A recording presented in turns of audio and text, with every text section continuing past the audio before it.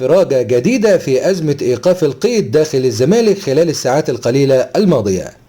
شهدت الساعات القليلة الماضية انفراجة جديدة داخل نادي الزمالك في أزمة الغرامات الموقعة على القلعة البيضاء، والتي تسببت في إيقاف القيد للفريق الأول، حيث قام مسؤول نادي الزمالك بالحصول على أموال مشاركة سيف الدين الجزيري في مونديال قطر مع منتخب بلاده المنتخب التونسي، بالإضافة إلى المبلغ المتبقي من مستحقات الزمالك في صفقة مصطفى فتحي إلى التعاون السعودي، وهو الأمر الذي أحدث انفراجة في أزمة الزمالك مع اتحاد الكرة، بالإضافة إلى دفع جزء من المديونية على الزمالك، حيث قام الزمالك بقيد القائمة الأولى بالأمس.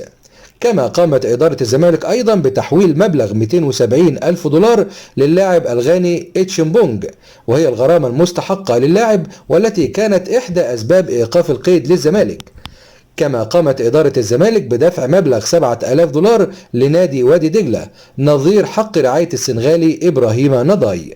وينتظر الزمالك رد سبورتنج لشبونة على تقسيط الجزء المتبقي من الغرامة الموقعة على القلعة البيضاء في أزمة اللاعب محمود عبد الرازق شيكابالا.